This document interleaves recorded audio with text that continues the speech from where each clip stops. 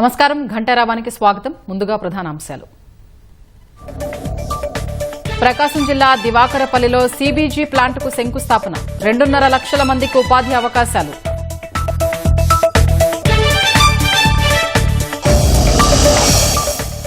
ప్రభుత్వ కాలేజీలో చేరి బంగారు భవితకు బాటలు వేసుకోండి. ఉరవకొండ 10వ తరగతి పరీక్షా కేంద్రాల వద్ద అధ్యాపకుల ప్రచారం. వేటపాలెం బీచ్లో అలల ఉధృతికి కొట్టుకుపోయిన యువకులు. ఒకరు మృతి, మరో ఇద్దరిని కాపాడిన పోలీసులు.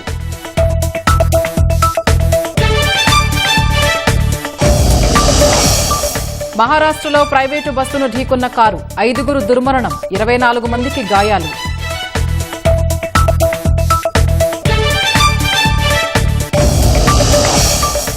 రాజమహేంద్రవరంలో హడలెత్తిస్తున్న ఎద్దు. వాహనదారులు, పాదచారులపై వరుస దాడులు.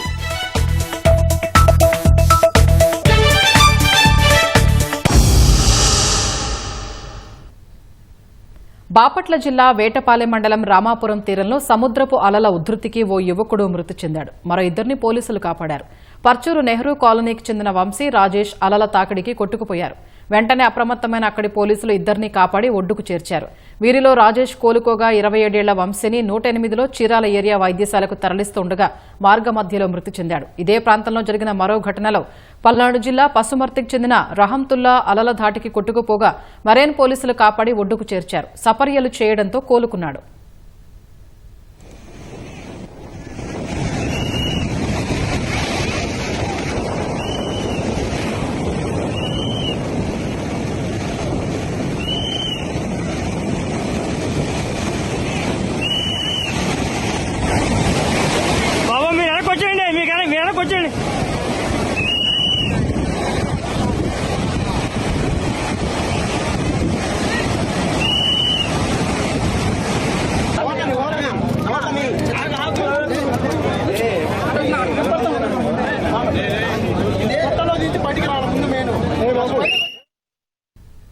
శ్రీకాకుళం జిల్లా వజ్రపు కొత్తూరు మండలం మంచినీళ్లపేట వద్ద నిన్న సముద్రంలో గల్లంతైన మత్స్యకారులు బుంగా ధనరాజు, వంక కృష్ణ మృతదేహాలు తీరానికి కొట్టుకొచ్చాయి.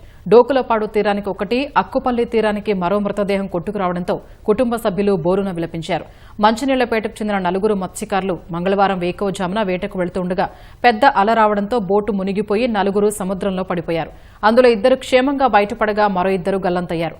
మెరైన్ పోలీసులు గాలింపు చర్యలు చేపట్టినా వాళ్ల ఆచూకీ లభించలేదు. ఈ తెల్లవారుజామున 2 మృతదేహాలు తీరానికి కొట్టుకొచ్చాయి.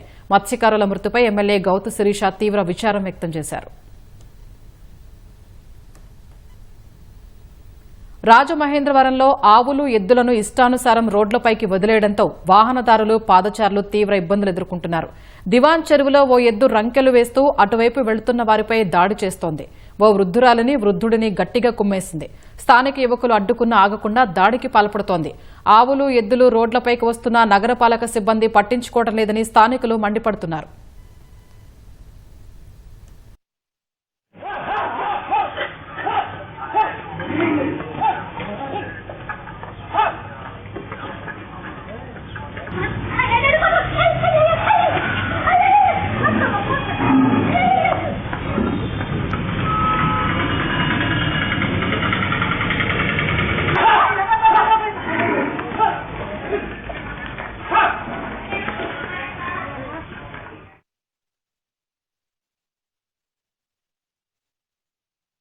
టీ షాప్ దగ్గర కూర్చున్నాను. మేము అందరం కూర్చుంటే ఆల్రెడీ మార్నింగ్ 8 కల్లా ఒకరి మీద తీవ్రంగా దాడి చేసింది, ఒక హ్యాండిక్యాప్టర్ మీద. ఆయన 2-3 సార్లు గుద్దేసి మేము వెళ్ళి కాపాడాం. మళ్ళీ తర్వాత ఒక అరగంట పోయాక ముసలావిడ మీద దాడి చేసింది, మళ్ళీ కాపాడాం. తర్వాత ఒక ఆయన మీద ఒక ఆవిడ అయితే గట్టిగా గుద్దేసింది. ఆవిడ వెనక్కి తిరిగి పడిపోయింది. మొత్తం తలకాయ గాయాలు తగిలినాయి, చేతులకు కట్ట గాయాలు తగిలినాయి. ప్రస్తుతం ఆవిడ హాస్పిటల్ ఉందన్నారు. 6గురి మీద దాడి చేసిందండి. ఇక్కడ ఈ రోడ్డు అంటే వెళ్ళిపోయింది పరిగెట్టుకుంటాను. మళ్ళీ ఇద్దరి మీద దాడి చేసిందని తెలిసింది. ఆటలకి వెళ్తాకి నుంచున్నాను నేను, ఇండేషన్ ఎక్కించుకోపాకి గోపురం దగ్గరికి వెళ్దామని ఉత్తరకు వచ్చి కొట్టేసింది. అంతలోకి ఇటోకారు అటోకారు వచ్చేలోకి ఆ వెళ్ళిపోతలోకి నన్ను ఇక్కడ కొట్టేసి ఇలా గుడ్డేసింది ఏంటి అనుకుంటున్నాను. కొమ్ములు ఉంటే తీసుకోండి, కొమ్ములు లేక ఉత్తుది మూల గట్టిగా గుడ్డేసింది. నేను చూస్తుండగా ఇద్దరిని పొడిచింది. చాలా మంది బండి మీద వెళ్ళి వాళ్ళు కూడా సౌరేసింది కదా. అలా బండి మీద వెళ్ళి కూడా చదివేసింది. మరి ఆ ఇమ్మడి పోయినట్ట డాక్టర్ గారి దగ్గర తీసుకెళ్లారంట. ఒక ఎమ్మని పొడిచేసిందట, పైకి ఎత్తి పడేసిందట. ఆవు చిన్న సైజు ఆవు అండి, అది ఎద్దు. అది రోడ్డు మీద వచ్చి వాళ్ళందరినీ పొడిచేస్తుంది పట్టుకుని. మాకు ఫస్ట్ ఒక ముసలావిడి దగ్గరికి పడబోతే ఒక ఆయన వచ్చి ఆఫ్ చేశారు. తర్వాత రెండోసారి ఒక ముసలాయిని కొట్టేసింది. తర్వాత లేడీ ఒక ఆవిడ రోడ్డు మీద నడుస్తుంటే ఆవిడని పడగొట్టేసిన తర్వాత చాలా అందరూ తీసుకొచ్చి ఒక పక్కకే మళ్ళీ చేత తీర్చి మళ్ళీ వాళ్ళ బంధువులు వచ్చి తీసుకెళ్లారు, హాస్పిటల్కి తీసుకెళ్ళిపోయారు. హాస్పిటల్లో ఉన్నదండి. ఆ ఆవేమో ఇప్పుడు ఎక్కడో తిరుగుతుందని చెప్పేసి అంటున్నారు. మా కళాశాలలో చేరండంటూ 10వ తరగతి పరీక్షా కేంద్రాల వద్ద ప్రైవేటు, కార్పొరేట్ కళాశాలల యాజమాన్యాలు ప్రచారం చేయటాన్ని చూస్తుంటాం. ఇందుకు భిన్నంగా అనంతపురం జిల్లా ఉరవకొండలో 10వ తరగతి పరీక్షా కేంద్రాల వద్ద స్థానిక ప్రభుత్వ బాలికల జూనియర్ కళాశాల అధ్యాపకులు కరపత్రాలతో ప్రచారం చేస్తున్నారు. పరీక్ష రాసి బయటకు వస్తున్న విద్యార్థులకు వాటిని అందించి కళాశాలలో సదుపాయాలను వివరించారు. నిష్ణాతులైన అధ్యాపకులతో బోధన జరుగుతుందని, కళాశాలలో చేరి బంగారు భవిష్యత్తుకు బాట వేసుకోవాలని సూచిస్తున్నారు. గ్రామీణ విద్యార్థుల్ని మట్టిలో మాణిక్యాలుగా తయారు చేయగల అధ్యాపక బృందం కళాశాలలో ఉందని, వారి పేర్లు, ఫోన్ నెంబర్లతో సహా కరపత్రాల్లో ముద్రించి విద్యార్థినులకు పంచుతున్నారు. ఉరవకొండ పట్టణం నడిబొడ్డులో సువిశాల ప్రాంగణంలో విశాలమైన తరగతి గదులు, ప్రయోగశాలలు, క్రీడా మైదానం, ఆహ్లాదకరమైన వాతావరణంలో తరగతుల నిర్వహణ ఉంటాయని అధ్యాపకులు చెప్పుకొచ్చారు. విద్యార్థులకు ఉచిత పుస్తకాలు పంపిణీ చేస్తామని, మారుమూల ప్రాంతాల నుంచి వచ్చే విద్యార్థులకు బస్ పాస్ సౌకర్యం కల్పిస్తామని, అత్యుత్తమ ప్రతిభ చూపిన విద్యార్థికి పారితోషికం, వెనుకబడిన విద్యార్థులకు ప్రత్యేక శ్రద్ధ తీసుకుంటామని వివరిస్తూ తమ కళాశాలలో చేరాలంటూ ప్రభుత్వ బాలికల కళాశాల అధ్యాపకులు ఆకట్టుకుంటున్నారు.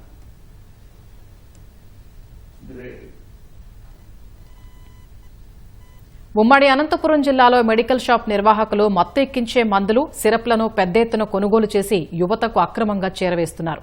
రాయదుర్గం, హిందూపురంలోని మందుల దుకాణాల్లో అధికారులు తనిఖీలు చేసి డ్రగ్ రాకెట్ను వెలికితీశారు. దుకాణాలను సీజ్ చేసి యజమానులపై కేసులు నమోదు చేశారు. ఉమ్మడి అనంతపురం జిల్లాలో మెడికల్ షాపు నిర్వాహకుల మత్తు దందా కలకలం రేపుతోంది. యువత, విద్యార్థులే లక్ష్యంగా ఔషధ దుకాణ యజమానులు పెద్ద ఎత్తున మత్తు కలిగించే మందులు కొనుగోలు చేసి విక్రయిస్తున్నట్లు అధికారుల తనిఖీల్లో వెల్లడైంది. అనంతపురం జిల్లా రాయదుర్గంలో అధిక మత్తు కలిగించే దగ్గు సిరప్ టాసెక్స్ ను బళ్లారిలోని యువత, విద్యార్థులకు పెద్ద ఎత్తున విక్రయాలు చేస్తున్నట్లు బయటపడింది. ఈ సిరప్ ను కర్ణాటక పోలీసులు పట్టుకుని విచారణ చేయగా మూలాలు రాయదుర్గంలో బయటపడ్డాయి. రాయదుర్గంలోని ఓ మెడికల్ షాపు యజమాని తాడిపత్రిలోని పరమేశ్వర మెడికల్ ఏజెన్సీ నుంచి పెద్ద ఎత్తున దగ్గుమందు కొనుగోలు చేసి విక్రయించినట్లు తేలింది. దీన్ని తీవ్రంగా తీసుకున్న కర్ణాటక పోలీసులు కేసు నమోదు చేసి రాయదుర్గంలోని మందుల దుకాణం యజమానిని అదుపులోకి తీసుకుని విచారించారు. అయితే దుకాణదారు దుకాణాన్ని తిరిగి యథేచ్ఛగా నిర్వహిస్తున్న విషయాన్ని కర్ణాటక పోలీసులు సమాచారం ఇచ్చే వరకు అనంతపురం జిల్లా ఔషధ తనిఖీ అధికారులు గుర్తించలేకపోయారు. ఎట్టకేలకు తనిఖీలు చేసిన డ్రగ్ ఇన్స్పెక్టర్ నిబంధనల ఉల్లంఘన కేసుతో సరిపెట్టి 2 వారాల పాటు దుకాణం లైసెన్సును సస్పెండ్ చేశారు. విజయలక్ష్మి మెడికల్ జనరల్ స్టోర్స్ దగ్గుమందు కాఫ్ సిరప్ ఎక్కువ క్వాంటిటీలో కొని బిల్లు లేకుండా, ప్రిస్క్రిప్షన్ లేకుండా అమ్ముతున్నారని సమాచారం ఉంది. ఒక 1000 అబౌవ్ కాఫ్ సిరప్లు కొన్నారు. ఆ కాఫ్ సిరప్లు సంబంధించి ఈ అమ్మక బిల్లులు చూపించలేకపోయినాడు. సో అది గ్రాస్ వైలేషన్. ఎందుకంటే ఆ కాఫ్ సిరప్ మత్తు కలిగించేటువంటి కాఫ్ సిరప్, అందుకు అది గ్రాస్ వైలేషన్. ప్రిస్క్రిప్షన్ లేకుండా, బిల్లు లేకుండా అమ్మడం చట్టరీత్యా నేరం కాబట్టి సేల్ బిల్లు, పర్చేజ్ బిల్స్ 2 కూడా సీజ్ చేసి రాయదుర్గం కోర్టు వారికి అప్పచెప్పడం జరుగుతుంది. రాష్ట్ర వ్యాప్త తనిఖీల్లో భాగంగా ఉమ్మడి అనంతపురం జిల్లాలోని పలు ఔషధ దుకాణాల్లో చేపట్టిన తనిఖీల్లో అనేక చోట్ల అక్రమాలు వెలుగుచూశాయి. వైద్యుడి సిఫార్సుతో మాత్రమే విక్రయించాల్సిన అధిక మత్తు కలిగించే మందులతో పాటు మద్యంలో కలుపుకునే నొప్పి మాత్రలను పెద్ద ఎత్తున విక్రయించినట్లు గుర్తించారు. వీటిపై ఔషధ నియంత్రణ అధికారులకు స్పష్టమైన సమాచారం ఉన్నా పోలీసులకు చెప్పడం లేదన్న ఆరోపణలున్నాయి. తనిఖీలు చేయడానికి తగిన సంఖ్యలో సిబ్బంది లేరని ఔషధ నియంత్రణ జిల్లా అధికారి చెబుతున్నారు. అక్టోబర్ 2024 నుండి ఈ విజయలక్ష్మి మెడికల్ స్టోర్ అనే వ్యక్తి దాదాపుగా 1400 టాసెక్స్ సిరప్స్, కొడిన్ సిరప్స్ కొనడం జరిగింది. అతని దగ్గర కేవలం 6 సిరప్లకు మాత్రమే సేల్ బిల్ ఉంది. రిమైనింగ్ 1390 సిరప్స్ కి సేల్ బిల్స్ లేవు అండ్ ప్రిస్క్రిప్షన్ లేకుండా అమ్మడం జరిగింది. ఆ పర్చేజ్ బిల్స్ సీజ్ చేసేసి కోర్టుకి ఇంటిమేట్ చేయడం జరిగింది.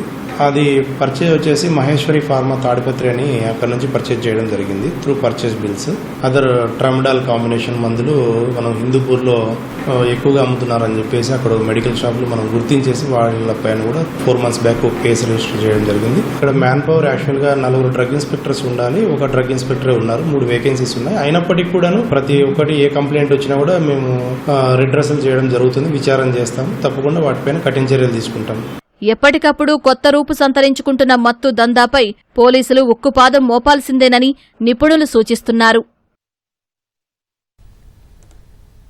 అమరావతి ఊపిరి తీసుకుంటోంది. రాజధానిలో మళ్లీ కార్మిక కళ కనిపిస్తోంది. పునర్నిర్మాణ పనులు దక్కించుకున్న గుత్తేదారు సంస్థలు ఆయా ప్రాంతాల్లో పిచ్చి మొక్కలు, వ్యర్థాలు తొలగించుకుంటున్నాయి. కార్మికులు, ఇతర సిబ్బంది కోసం వసతి గృహాలు, మరుగుదొడ్లు, తాగునీటి సౌకర్యాలు ఏర్పాటు చేస్తున్నాయి. ఇప్పటికే ఏపీతో పాటు వివిధ రాష్ట్రాలకు చెందిన కార్మికులు రాజధానికి చేరుకుని సన్నాహక పనుల్లో నిమగ్నమయ్యారు. రాజధాని అమరావతి పనులు తిరిగి ప్రారంభమవుతున్న వేళ అమరావతికి పూర్వపు కళ వస్తోంది. వైసీపీ హయాంలో చిట్టడివిలా మారిన ప్రాంతంలో మళ్లీ సందడి కనిపిస్తోంది. సిఆర్డీఏ టెండర్లు దక్కించుకున్న కాంట్రాక్టర్లు కూలీల్ని సమీకరిస్తున్నారు. ప్రకాశం, శ్రీకాకుళం, విజయనగరం జిల్లాలకు చెందిన కార్మికులతో పాటు బీహార్, ఒడిశా, బంగాల్, ఉత్తరప్రదేశ్ రాష్ట్రాల నుంచి వస్తున్నారు. ఇలా వచ్చిన వారికి మౌలిక వసతులు కల్పించే బాధ్యతను గుత్తేదారులు తీసుకున్నారు. తుళ్లూరు, అనంతపురం, వెలగపూడి, రాయపూడి వద్ద కార్మికులకు షెడ్లు, వసతి సౌకర్యాలు ఏర్పాటు చేస్తున్నారు. ఇప్పటికే కొన్ని షెడ్ల నిర్మాణం పూర్తవగా మరికొన్నింటికి సంబంధించిన పనులు శరవేగంగా జరుగుతున్నాయి. పనులు చేయడానికి కొండపల్లి నుంచి వచ్చాం. సెంటరింగ్, రాడ్ బెండింగ్, సివిల్ వర్క్లు అన్నీ. లేబర్కి ఉండటం కోసం షెడ్లు రిపేర్ చేస్తున్నాం. పాత అన్ని కుంగిపోయినాయి కదా, దాన్ని రిపేర్ చేసి లేబర్ వచ్చిన తర్వాత ఎమ్మెల్యే క్వార్టర్స్కి వెళ్ళిపోతాం. 10వ తారీఖుల్లా లేబర్ దిగిపోతారు. ఇప్పుడు మేము 25 మంది ఉన్నాం అక్కడ. काम करने के लिए आया सर, कुछ भी हो, मेसन वाला हो या सप्लाई का हो, कुछ भी हो करता हूँ. 2 महीना मेरा पूरा हो गया इस कंपनी में, पहले भी काम कर चुका हूँ. फैसिलिटी अच्छा है. रूम बनाया तो फर्स्ट क्लास है, अच्छा है. ये रूम अच्छा है, ऊंचाई है थोड़ा, और गर्मी उतना महसूस नहीं होता है. मौसम वही बिल्डिंग बन जाता है तो उसको मैंने अच्छा मैंने साफ सुथरा करते हैं. जैसे ये बिल्डिंग घर है, ये घर में अब बनाया है बिल्डिंग. हाँ. 2014 నుంచి 19 మధ్య రాజధాని నిర్మాణం ప్రారంభించిన సమయంలో వేల మంది రేయింబవళ్లు షిఫ్టుల్లో పనిచేసేవారు. పర్యవేక్షణకు ఇంజనీర్లు, కాంట్రాక్టు సంస్థల ఉద్యోగులు ఉండేవారు. వీరిలో 90% ఇతర ప్రాంతాల నుంచి వచ్చిన వారే. వైసీపీ అమరావతి నిర్మాణాన్ని ఆపేయగానే కార్మికులు వారి స్వస్థలాలకు వెళ్లిపోయారు. వారి కోసం కట్టించిన షెడ్లు పాడుబడ్డాయి, యంత్రాలు శిథిలమయ్యాయి. మళ్లీ ఇప్పుడు పనులు ప్రారంభమవుతున్న వేళ ఇతర ప్రాంతాల కార్మికులు రావడం సంతోషంగా ఉందని రైతులు చెప్తున్నారు. 20 రోజుల్లో ఇక్కడ అసలు ఒక పండగ వాతావరణం లాగా ఉంటుందండి. ఎందుకంటే కార్మికులు అనే వాళ్ళు ఎక్కడెక్కడో నుంచి వచ్చి ఇక్కడ షెల్టర్లు ఉంటారు. వాళ్ళు ఉండారంటే వాళ్ళకి ఎంతో కొంత ఉపాధి అవకాశాలు వాళ్ళు పొందుతారు. జంగిల్ క్లియరెన్స్ మొదలు పెట్టారు. ఇప్పుడు బిల్డింగులు కాంట్రాక్టులు అన్ని కూడా మొదలు పెట్టారు. అన్ని కంపెనీల వాళ్ళు కూడా ఇక్కడ అంతకుముందు 70% పూర్తయ్యి ఆగిపోయిన బిల్డింగులకు కూడా టెండర్లు పిలిచారు. ఆ టెండర్లన్నీ పూర్తయినాయి. ప్రతి ఒక్కళ్ళు ఇప్పుడు పనులు చేయడానికి వస్తున్నారండి కార్మికులు. వాళ్ళందరి కోసం ఇక్కడ రాజధానిలో వాళ్ళకి షెల్టర్లు ఏర్పాటు చేస్తున్నారండి. బాబు గారికి ఇల్లు లేదు, మేము ఇల్లు కట్టుకున్నామన్నారు. వాళ్ళు ఇల్లు కట్టుకొని కూడా ఏ పని చేయలేదు. ఎక్కడ పనులు అక్కడ నిలిపేసి సర్వనాశనం చేసి వెళ్ళిపోయారు. అందుకే ప్రజలందరూ 11 సీట్లు ఇచ్చి పంపించారు. ఈ అమరావతి నిర్మాణంతోనే రాష్ట్ర అభివృద్ధి తోడ్పడి ఉంది కాబట్టి తప్పనిసరిగా మనం అమరావతిని నిర్మాణాన్ని 3 సంవత్సరాల్లో ఒక రూపు తీసుకురావాలని చెప్పి వారు కంకణం కట్టుకుని త్వరితగతిన పనులు పూర్తి చేయడం జరుగుతుంది. కాబట్టి కూటమి ప్రభుత్వం వారికి రైతులందరి తరపున హృదయపూర్వక ధన్యవాదాలు తెలియజేసుకుంటూ, ఇలానే అమరావతి ఎంతో మందికి ఉపాధి అవకాశాలు కల్పించి మన రాష్ట్ర బిడ్డల భవిష్యత్తు ముందుకు తీసుకెళ్లాలని మేమంతా కోరుకుంటున్నాం. అమరావతిలో ప్రస్తుతం సగంలో ఆగిన నిర్మాణాన్ని త్వరగా పూర్తి చేయనున్నారు. సీడ్ యాక్సెస్ రహదారి పక్కనున్న సిఆర్డీఏ ప్రాజెక్టు కార్యాలయానికి సీలింగ్, విద్యుత్తు, ఏసీలు, టైల్స్ అద్దాలు అమర్చే ఎలివేషన్ పనులు జరుగుతున్నాయి. శేఖమూరు వద్ద అంబేద్కర్ పార్కు, నీరుకొండ వద్ద కొండవేటి వాగు ప్రాజెక్టు, సీడ్ యాక్సెస్ రహదారి పక్కన మొక్కలు నాటే పనులు చేపట్టారు. అమరావతి ఔటర్ రింగ్ రోడ్డు ప్రాజెక్టులో మరో కీలక పరిణామం చోటు చేసుకుంది. భవిష్యత్తు అవసరాల దృష్ట్యా అమరావతి ఔటర్ రింగ్ రోడ్డును విస్తరించాలని కేంద్రంపై ముఖ్యమంత్రి చంద్రబాబు చేసిన ఒత్తిడి ఫలించింది. 140 మీటర్ల వెడల్పుతో భూసేకరణకు కేంద్రం సమ్మతించింది. ఓఆర్ఆర్కు ఇరువైపులా సర్వీస్ రోడ్లు నిర్మించేందుకు అంగీకరించింది.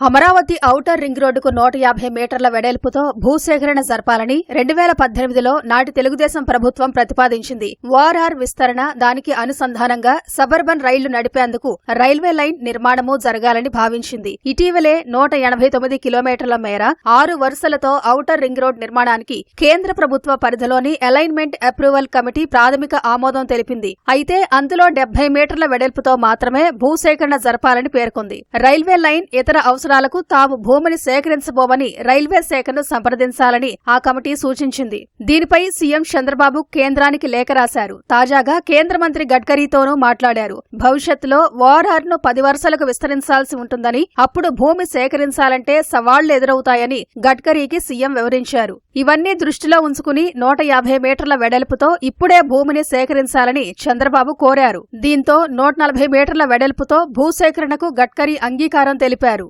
ఇటీవల alignment approval committee Amaravati outer ring రోడ్డుకు అనుమతి ఇచ్చినప్పుడు కేవలం రాజధాని ప్రాంతం వైపు మాత్రమే సర్వీస్ రోడ్ నిర్మాణానికి ఆమోదం తెలిపింది.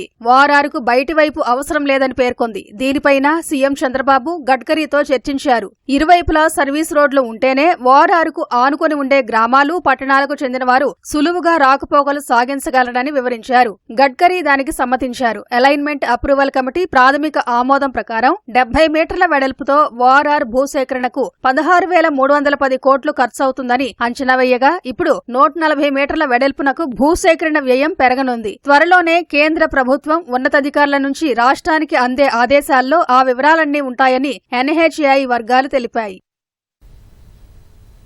ఏళ్ల తరబడి ఆర్టీసీలో ఉద్యోగం చేశారు. ఈపీఎఫ్ ఆధారంగా వచ్చే పింఛను సరిపోక ఇబ్బందులు పడుతున్న వారికి సుప్రీంకోర్టు తీర్పు కాస్త ఊరటనిచ్చింది. అదే హయ్యర్ పెన్షన్ స్కీమ్. ఇక్కడి వరకు ఓకే గానీ దాని మంజూరు విషయంలో మాత్రం విశ్రాంత ఉద్యోగులు నరకయాతన పడుతున్నారు. ఉన్నతాధికారుల తీరుతో కొందరు ఆర్టీసీ ఉద్యోగులకు అధిక పింఛను అందని ద్రాక్షగా మారింది.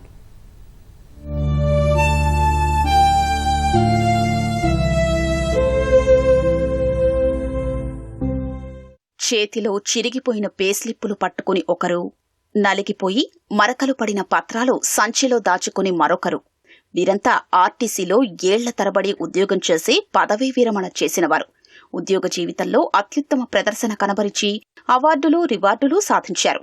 రిటైర్ అయ్యాక ఆర్టీసీలో వచ్చే పెన్షన్ కుటుంబ ఖర్చులకు సరిపోవటం లేదు. కొందరికి నెల గడవడమే కష్టంగా ఉంది. లోయర్ పింఛన్ నెలకు గరిష్టంగా 3,000 లోపు తీసుకునేవారు కొందరు కాగా, ఇంకొందరికి 1,000 రూపాయలలోపే అందుతోంది. పింఛనే జీవనాధారంగా బతుకిడుస్తున్న వారికి ఆ కొద్ది మొత్తం దేనికి అక్కరకు రావటం లేదు.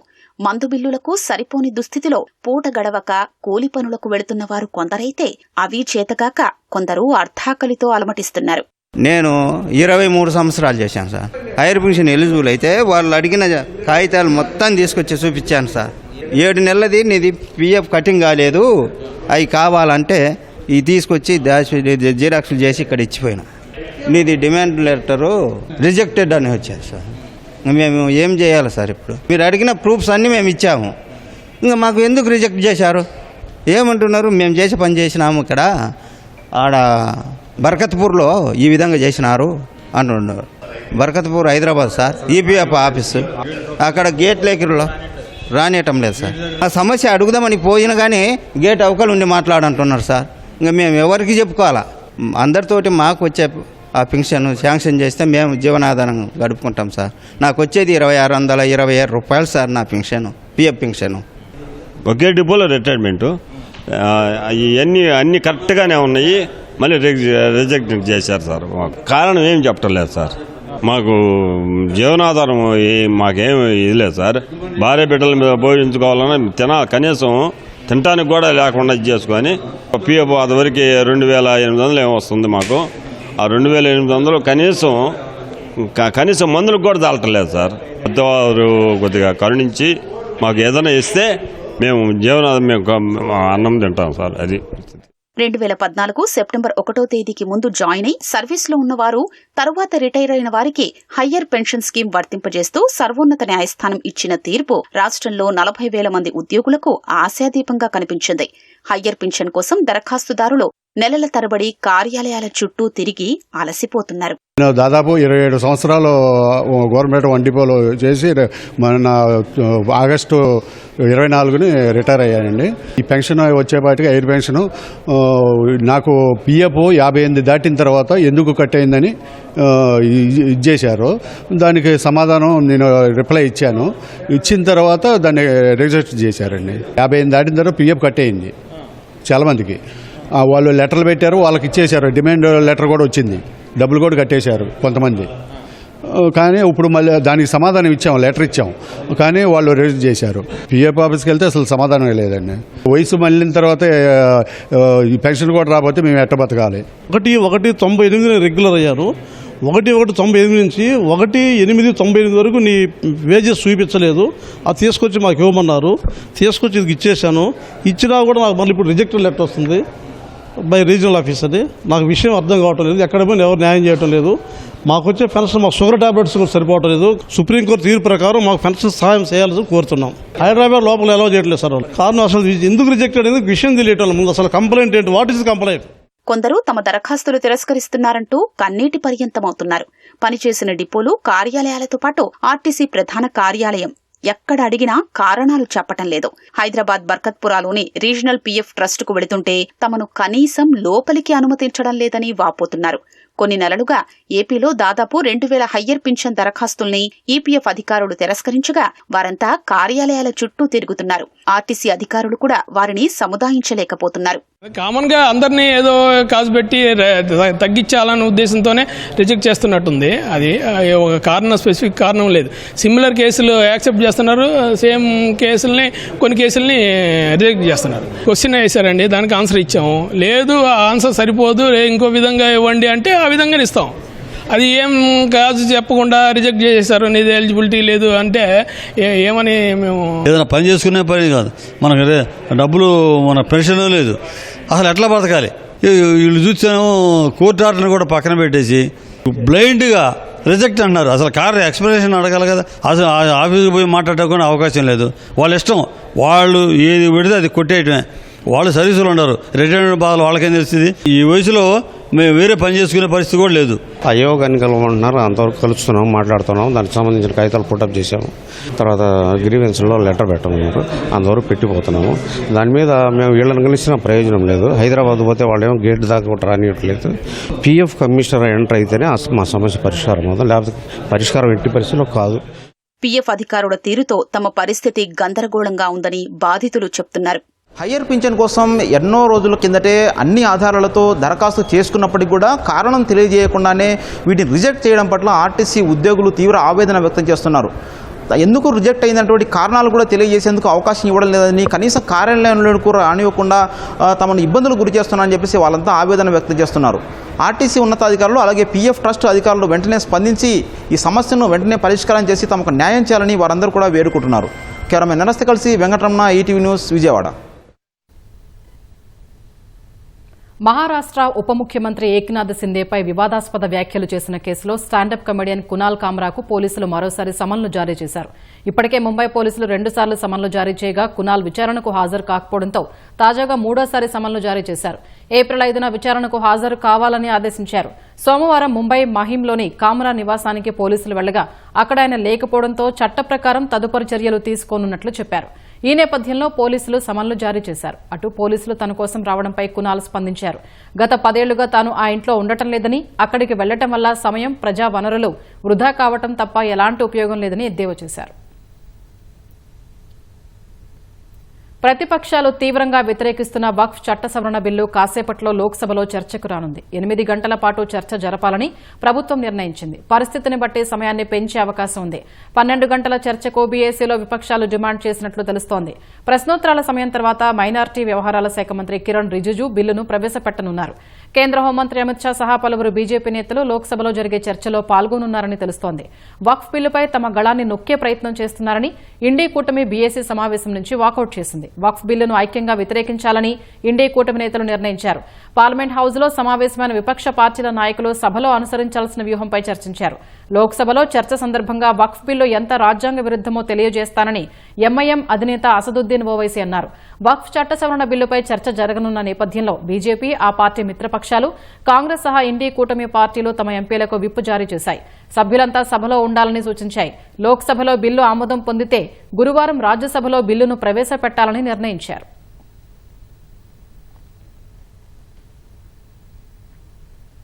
ఉత్తరప్రదేశ్లోని సంత్ కబీర్ నగర్ జిల్లాలో భర్త తన భార్యను ప్రియుడికి ఇచ్చి వివాహం జరిపించిన ఘటనలో తాజాగా ట్విస్ట్ చోటు చేసుకుంది. భర్త దగ్గరకు తిరిగి వెళ్లిపోమని ప్రియుడి తల్లి ఆమెకు తేల్చి చెప్పింది. భర్త పిల్లల మానసిక క్షోభ గురించి ఆలోచించి తిరిగి వెళ్లిపోవాలని సూచించింది. గ్రామ సభలో ఈ మేరకు పంచాయతీ జరగ్గా మొదటి భర్త ఆమెను మరోసారి చేరదీశాడు. ప్రస్తుతం ఈ అంశం సామాజిక మాధ్యమంలో వైరల్గా మారింది. ఉత్తరప్రదేశ్లోని సంత్ కబీర్ నగర్ జిల్లా కటార్జాట్ గ్రామంలో వెలుగుచూసిన షాకింగ్ ప్రేమ కథ అనూహ్య మలుపు తిరిగింది.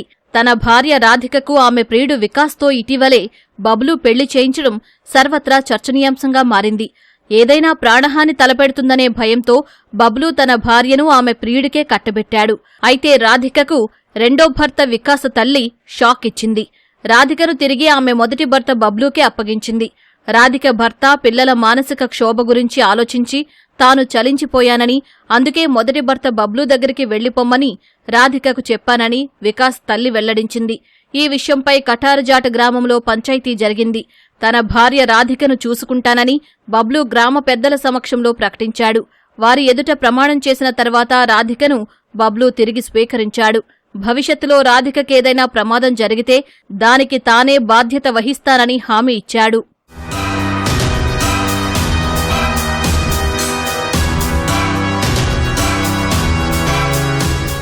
బబ్లూకు గోరఖ్పూర్కు చెందిన రాధికతో 2017లో వివాహం జరిగింది. వారికి 2 సంతానం. వలస కార్మికుడైన బబ్లూ పని కోసం వేరే రాష్ట్రానికి వెళుతూ ఉండేవాడు. ఈ క్రమంలో ఆయన భార్యకు అదే గ్రామానికి చెందిన వికాస్ అనే యువకుడితో వివాహేతర సంబంధం ఏర్పడింది. బబ్లూకు ఈ విషయం తెలిసింది. ప్రియుడితో కలిసి భర్తలను చంపిన ఘటనను చూసిన బబ్లూ తన భార్య కూడా అలా చేస్తుందేమోనని భయపడ్డాడు. వివాహేతర సంబంధం ఉందని భార్యతో గొడవపడి తన ప్రాణాల మీదకు తెచ్చుకోవడం ఎందుకని భావించి ప్రియుడికి ఇచ్చి గత నెలలో వివాహం జరిపించాడు. వారి వివాహాన్ని కోర్టులో కూడా నోటిఫై చేశాడు. అఫిడవిట్లో తానే సాక్షిగా సంతకం చేశాడు. 2 పిల్లల బాధ్యతను కూడా తానే స్వయంగా తీసుకున్నాడు. ఐస్లాండ్లోని రెగ్జానెస్ ద్వీపకల్పంలో అగ్నిపర్వతం మరోసారి బద్దలైంది. దీంతో ముందస్తు జాగ్రత్తగా చుట్టుపక్కల ప్రాంతాల వారిని అధికారులు సురక్షిత ప్రాంతాలకు తరలించారు. గతేడాది నుంచి తరచూ లావా విస్ఫోటనం జరుగుతుండగా తాజాగా మరోసారి అగ్నిపర్వతం బద్దలైంది. అక్కడి నుంచి వస్తున్న పెద్ద ఎత్తున పొగలు చుట్టుపక్కల ప్రాంతాల్ని కమ్మేశాయి. ఈ క్రమంలో సమీప ప్రాంతాలైన గ్రిండావిక్, బ్లూలాగూన్లలో అధికారులు ప్రమాద హెచ్చరికలు జారీ చేశారు. ఆ ప్రాంతమంతా హెచ్చరిక సైరన్లు మోగాయి. దాదాపు 40 ఇళ్లను అధికారులు ఖాళీ చేయించారు. గతేడాది జనవరిలో అగ్నిపర్వతం బద్దలై అందులోంచి వెలువడిన లావా జనావాసాలకు చేరడంతో సమీపంలోని ప్రాంతంలో ఇళ్లు కాలి బూడిదయ్యాయి.